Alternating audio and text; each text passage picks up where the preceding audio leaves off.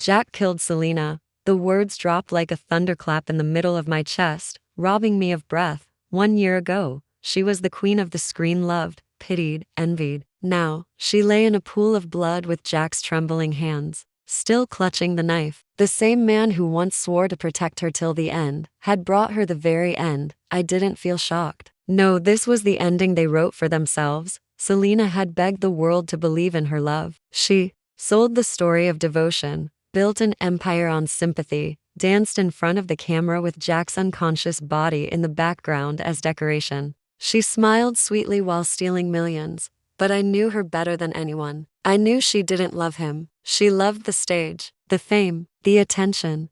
And Jack loved the illusion. He had chosen her over truth, over dignity, over me.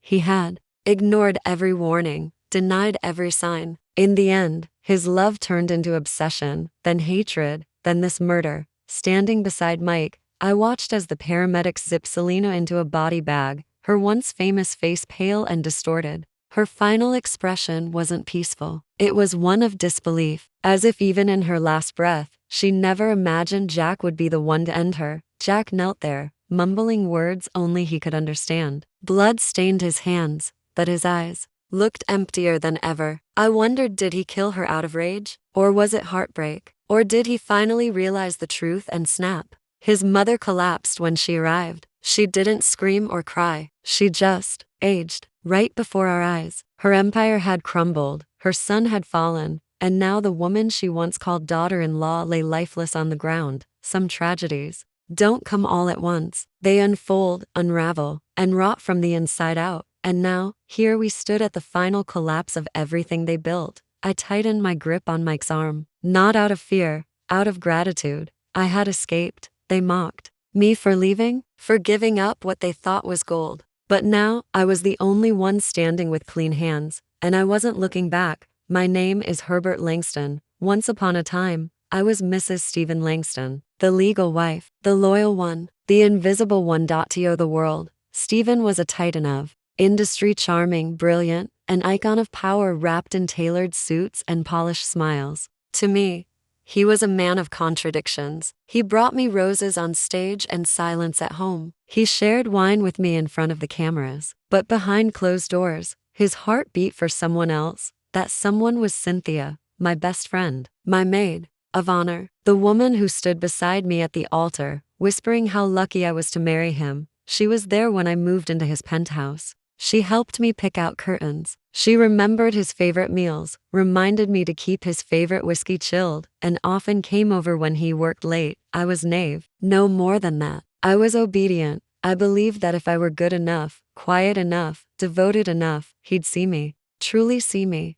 But in Stephen's world, I wasn't his partner. I was a placeholder. Our marriage was a merger, a strategic alignment of two powerful families. My father signed the contracts. I signed my life away. I became Mrs. Langston in name, in public, in photos. But the space beside him at night was never truly mine. The first time I saw him kiss Cynthia, it wasn't an affair. It was an understanding. He wasn't cheating. He was just being honest in a language I refused to speak. And Cynthia? She didn't even flinch when I walked in. She looked over Stephen's shoulder, smiled at me, and said, "You don't belong in this picture, Herbert." I left without a word. That night, I realized that love, when one-sided, is cruelty. And I had been cruel to myself for too long. I didn't make a scene. I didn't fight. I disappeared. Let them believe I was broken. Let them laugh. Let Cynthia play the wife. Let Stephen feel relief. I signed the divorce papers, vanished from society pages, and went where no one would think to look, backward. Because what they didn't know, what no one knew, was that I'd already lived this life once before. This betrayal, this pain, this humiliation. I remembered it all. The universe had given me a second chance. The night before I filed for divorce, I had died in the very same penthouse. Alone, cold, forgotten, while Stephen and Cynthia celebrated their wedding anniversary across the globe. My death was an accident, they said, a tragedy, a mystery. But in truth, it was a rebirth. When I opened my eyes again, I was standing in my younger body, years before the marriage, before the proposal, before I even met Stephen. And this time I chose differently. I still met him. still watched him from afar, still listened to his charm, his promises, his rehearsed sincerity. But when he came close,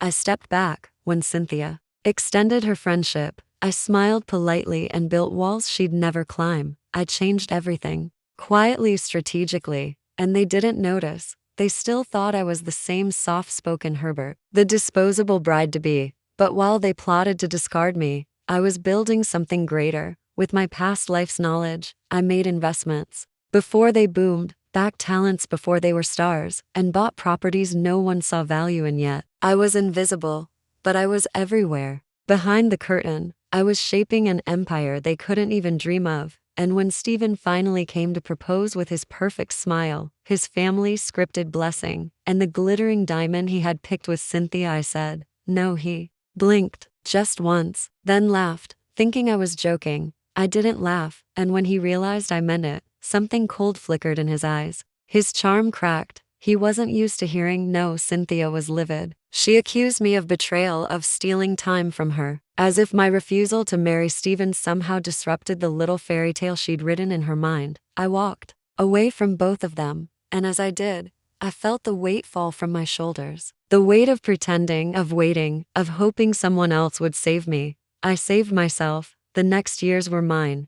I rebuilt my name not as Stephen's wife, not as a Langston, not as anyone's accessory. As Herbert Langston, investor, CEO, silent mogul. No magazine covered my rise. No paparazzi followed me. I wore no crown, but I am the throne. Stephen and Cynthia didn't realize who was pulling the strings behind their fading careers. Their investments? Mine. Their funding? Gone. Their connections? Burned quietly, completely. I didn't seek revenge. I let their own arrogance destroy them, until today, until I stood beside Mike, my right hand, my shield, and watched the police drag Jack away. Because while Cynthia had taken Stephen, she had also tried to take Jack, her new toy, her backup plan, her final mistake. And Jack, he had loved her, devoured her poison like wine, but she underestimated how thin a line there is between worship and wrath, and now she's dead. And Stephen? He's nowhere to be found. Not yet. But he will come crawling soon. They always do.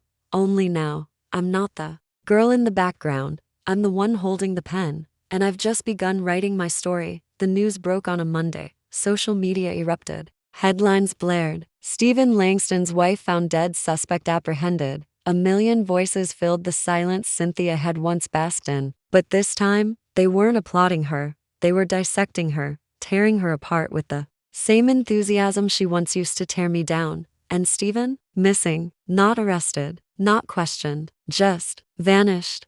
Of course, I knew where he was, hiding, calculating, waiting for the storm to pass before stepping out with that curated look of grief. He'd perfected it after all. Public tragedy was just another role to him. But the moment Cynthia's lifeless body was found on the marble floors of their mansion, blood dried beneath the diamond bracelet Stephen once bought me, the perfect illusion cracked. It started long before her death though. Years ago, back when I still wore the name Langston like it meant something. There were signs, of course. Late nights, cold shoulders, his phone always face down, Cynthia's perfume lingering in our home even when she wasn't invited. I tried to confront him once. Just once. Are you cheating on me with her? I asked softly, not wanting to believe the answer. Stephen looked up from his glass of scotch, amused. Why do you always assume the worst, Herbert? That was his tactic. Gaslight, deflect, charm. He was too smooth to be accused of anything, at least. Not without feeling like the villain for even asking. And me? I hated confrontation. I had grown up taught that silence was grace, that a woman's strength lay in endurance.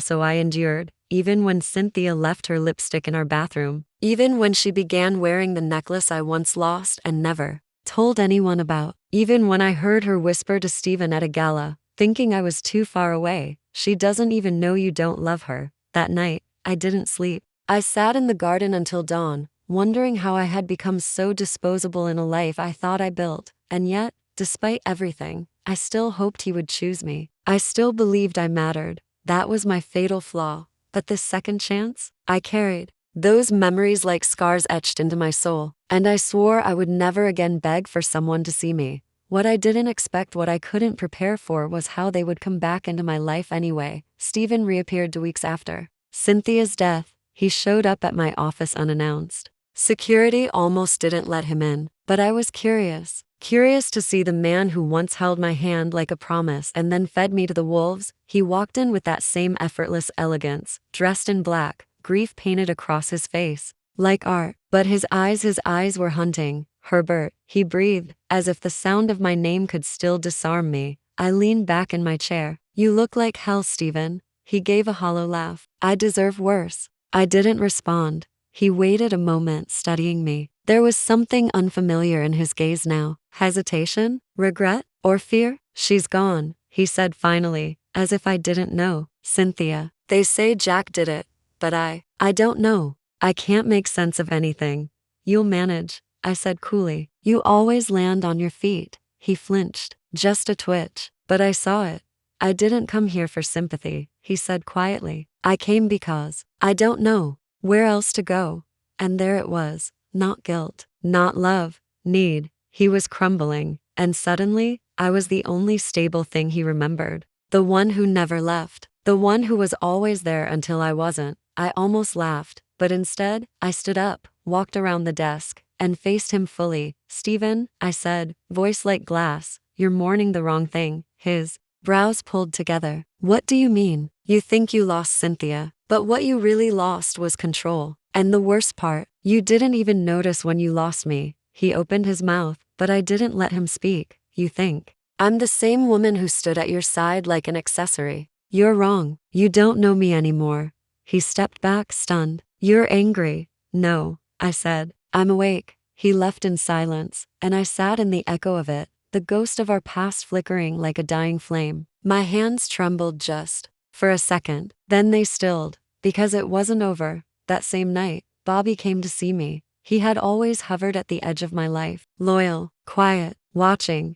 You need to be careful, he said, sliding a folder across my desk. There's more going on than just Cynthia's death. Stephen's being investigated quietly. Financial misconduct, embezzlement, and something else. Something worse. I opened the folder. What I saw inside froze the air in my lungs. Bank transfers, offshore accounts, my name. He had framed me. Before Cynthia's death. Long before. He'd set me up to take the fall for a financial scheme that ran through one of my companies. A shell business he created under my signature, forged with terrifying precision. The betrayal wasn't just personal anymore. It was criminal. He hadn't come to me because he missed me. He came because he knew the walls were closing in and he needed a scapegoat. And in his mind, I was still the obedient wife, the easy target.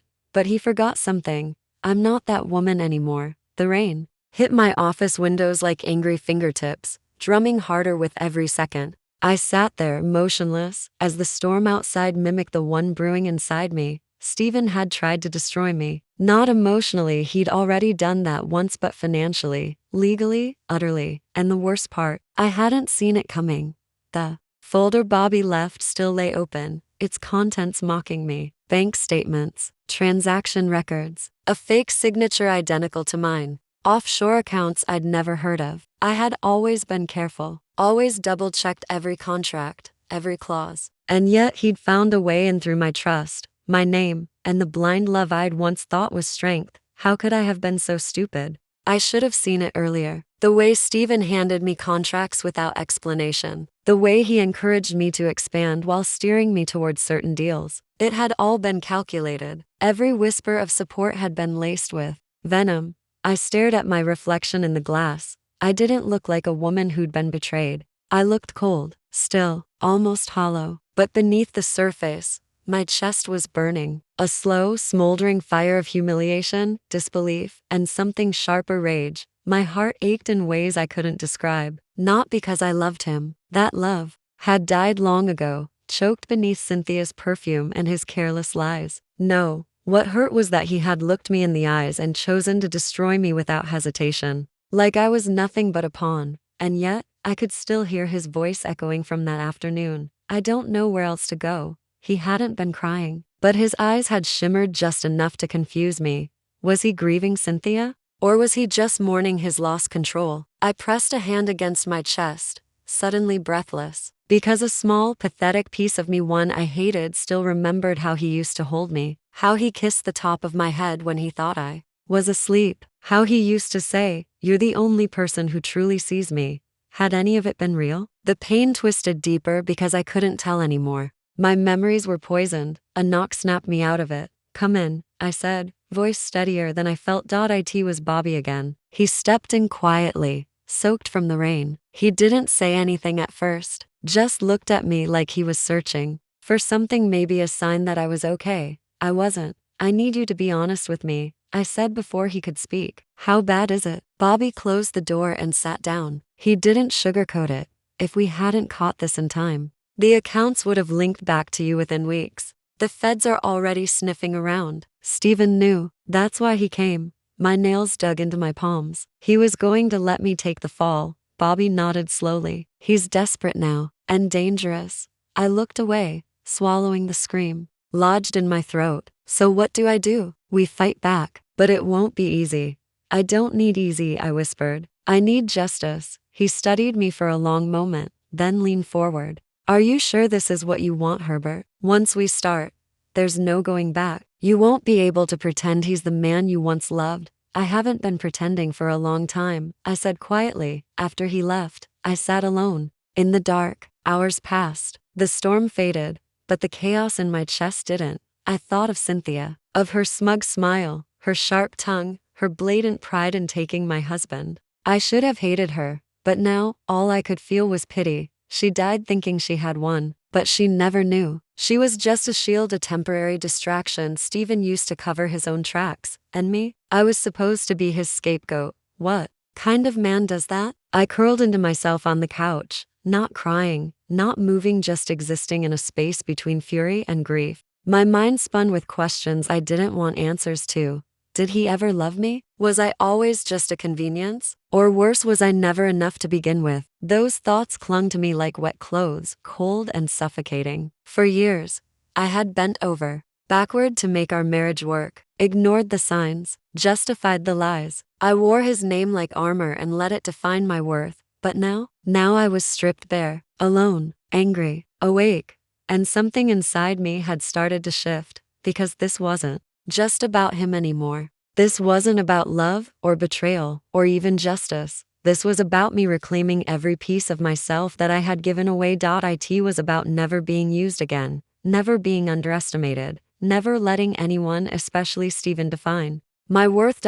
So when dawn broke and the first light spilled across my desk, I stood up and I called Bobby. "Get me everything," I said. He didn't ask what I meant, because he already knew. It started with a name I hadn't heard in years, long enough to forget, yet never far enough to truly erase. I was sipping my coffee, barely functioning, when Bobby dropped the folder on the kitchen table. His expression was tighter than usual, eyes flickering with something between frustration and urgency. "You're going to want to sit down for this," he said. "I'm already sitting," I replied, but my voice lacked sarcasm. I didn't have the energy anymore. Bobby opened the folder and pulled out a set of documents, sliding one toward me. It was an image, an old business license, partially blurred but still legible. And there it was, Cynthia Harris, managing partner. I blinked. "That's impossible. Cynthia's dead." "Yes," Bobby said, "but this isn't old. It was renewed last month." The air in the room thickened. I reached out,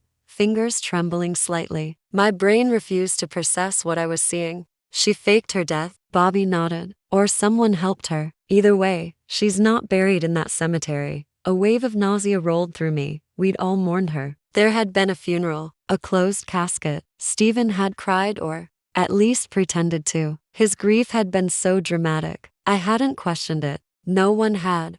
But why? I asked, almost to myself. What could she possibly gain? Bobby leaned closer. "You need to understand, this isn't about love anymore. Cynthia and Steven have been playing a long game, faking her death, erased her paper trail, cut legal ties, and allowed Steven to quietly funnel everything under your name while she reappeared behind a new identity." My throat dried up. So she's still in the game. She never left. I couldn't move, couldn't breathe. For a brief second, it felt like my world tilted sideways, and then clarity hit me like a lightning strike. The sudden collapse of my suppliers, the manipulated board votes, the last-minute denial from the bank. All of it had started around the time of Cynthia's death. They had staged it as a turning point, not an ending. They wanted me to believe I'd won, because people stop fighting once they think the war is over. I stood slowly. Do we know where she is? Not yet, but we will. I nodded, swallowing hard. My mind was racing. If Cynthia was alive, this changed everything. It meant the betrayal went even deeper than I had thought. Stephen had never been desperate. He wasn't falling apart after her death. He was covering for her. Worse, he might have been the one who helped her vanish. And I had been their puppet. I turned back to Bobby. She's the key, isn't she? Everything they've done it together. I believe so, he said. And if we find her, we expose them both. But a new fear bloomed in my chest. What if they found me first? What if this entire time I'd been walking straight into their final act? What now? I asked. Bobby didn't hesitate. Now, we stop playing defense. We dig, we expose, and we make sure when they fall, they can't crawl back. But if she's alive, I said slowly, then she's watching. He met my eyes. Then let her watch. Let them both see what happens when the woman they tried to bury comes back with fire in her hands. The night was cold, but my blood ran hotter than ever. Every move I'd made over the past weeks led to this moment. Every piece of betrayal I'd uncovered had carved away my hesitation, until nothing was left but purpose. Bobby had done it. He'd traced Cynthia's reappearance to an exclusive art gala hosted under a shell foundation, one funded by Stephen's offshore account. She was alive, not hiding, not cowering, but walking among people who praised her like a queen reborn. I stood outside the venue, dressed not in disguise, but in full light. No more secrets. The chandelier light caught the shimmer of my black satin dress as I stepped through the doors. Every head turned. Whispers rippled like waves. Some remembered me from society pages, others from recent headlines, but no one expected me, least of all her. Cynthia froze mid-laugh. Her champagne glass tilted, clinked softly against her ring, and stilled. She looked different, shorter hair, colder eyes, more arrogance, but I would have known her anywhere. Stephen, standing beside her, turned next, and for the first time in years I saw fear in his eyes. Herbert, he breathed. What are you doing here? I smiled, calm and deliberate. Living, I said, which is more than I can say for the illusion you two built. Cynthia recovered first. Well, this is awkward. No, I said, stepping forward. This is justice. Long overdue. I handed the server beside me a silver flash drive. That goes to the press. All of it. The offshore laundering, the fake death certificate, the asset transfers, the rigged hospital records. Let's see how many of your patrons stay loyal after. Tonight.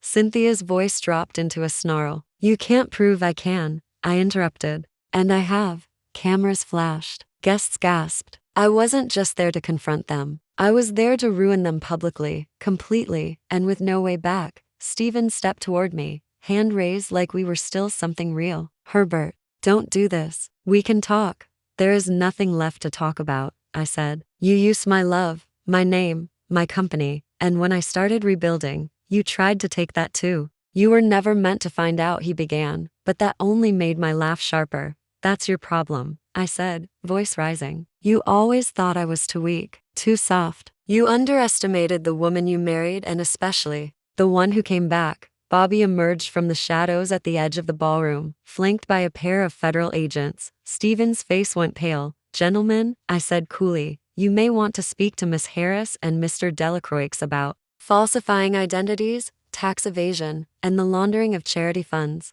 As the agents stepped forward, panic erupted. Cynthia backed away, but Bobby blocked her. Stephen raised his voice in a desperate, final plea. You won't survive this without me. You're not built to be alone. I turned to him slowly, holding his gaze with every ounce of calm fire I had left. I died once because of you, I said. And when I came back, I rebuilt every part of myself without your name. He lunged forward. I didn't flinch. The agents caught him before he reached me, pinning his arms. Cynthia shrieked as she was handcuffed beside him, her mask of sophistication shattering into something ugly and primal. You think this makes you powerful? She spat at me. You think people won't forget you again? I stepped closer, leaned in and whispered just loud enough for her to hear. They can forget me all they want, but they will never forget what I did to you. The room exploded with media as they were dragged out. I stood alone in the center, not just victorious but free. The weight of years of silence, manipulation, and betrayal finally lifted from my chest. The girl who once cried behind mansion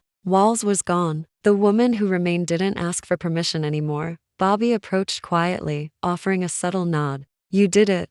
"No," I said. "We did." As the crowd parted for me and the press shouted questions, I walked out into the night. The war was over, and this time, I had burned the battlefield behind me. The wind outside carried the scent of rain, fresh and sharp. I stepped down the gala steps without looking back. Behind me, flashing lights continued to blaze as Stephen and Cynthia were taken into custody. The city, which once felt too big, too cruel, now felt like mine. I had burned their empire to the ground piece by piece, lie by lie. But this wasn't the end. It was the beginning. Back at my office, the lights were low and warm. I stood by the window overlooking the skyline. This building, once under Stephen's name, stolen using forged signatures and fake power of attorney, now bore my name again. Herbert Holdings. My name, my legacy. Reclaimed. Press conference starts in 15 minutes, Bobby said, stepping inside with 2 coffee cups. The world's waiting. I made them wait long enough, I replied with a soft smile. He handed me a cup and lingered, watching me with that same quiet steadiness I'd grown to depend on. "What you did tonight," he began.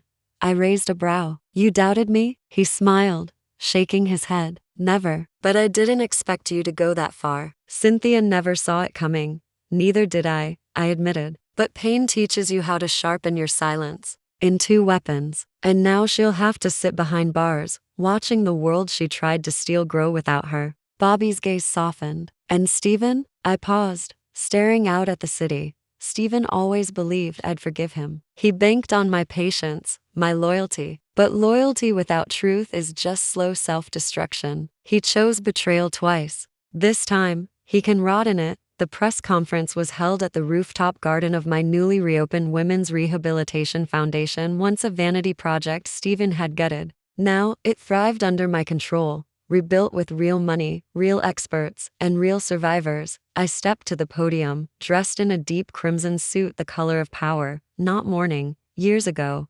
I lost everything. The reporters fell silent. My name, my voice, my worth. I was buried figuratively and legally by the man I once trusted most. But I didn't stay buried. I rose. And in rising, I realized something dangerous. I no longer needed their permission to exist. Flashes lit up the sky. I am not a victim. I am the proof that you can break a woman, but she'll still come back and buy the building you left her in. The applause began slowly, then roared. But I didn't stay long. True closure didn't come from applause. It came from justice. And I still had one more stop to make. At the edge of the city, in a private psychiatric facility, a woman named Elena sat in the garden under supervision. She had once been the nurse assigned to my supposed hospice care, the one who discovered Cynthia's plot too late, the one Stephen paid to stay quiet. But she had tried to contact me. She had suffered because of it. I walked to her quietly, carrying a file folder. "Elena," I said gently. She looked up, eyes dim but lucid. "You remember me?" "I never forgot," she whispered. "They said you were dead, but I prayed you weren't." I handed her the folder. "Inside are legal documents. Your name has been cleared. You're free." Tears welled in her eyes. "Why would you come back for me?" "Because you tried to do the right thing when no one else would. And no one should be punished for that." She reached for my hand. "You survived hell." I nodded. "And I brought a match with me on the way out." A few weeks later, the verdicts came down. Stephen was sentenced to 18 years for financial fraud, document forgery, and conspiracy to commit identity manipulation. His plea deal fell apart when investigators uncovered footage of him signing off on my false death certificate. Cynthia received 12 years, with additional charges pending for previous identity fraud and emotional manipulation. Their wealth was seized. Their companies dismantled. Everything they had built off my back had crumbled. And still, I didn't gloat. I expanded. Herbert Holdings absorbed 3 of Stephen's former subsidiaries. The Women's Foundation I founded became the largest of its kind on the East Coast. My name appeared on Forbes not as the ex-wife of a disgraced businessman, but as the architect of a business empire forged in silence, now loud and undeniable. One evening, I sat by the balcony of my penthouse, sipping wine. Bobby stepped outside, rolling up his sleeves. You could vanish now, he said. You've done enough. I smiled. No, now that I have the world's attention, I'm going to make it count. He studied me, then added, They still ask you to comment on Steven. I have nothing to say about broken things, I replied. Let them stay buried. A beat of silence passed. Do you think they'll ever ask for forgiveness? He asked.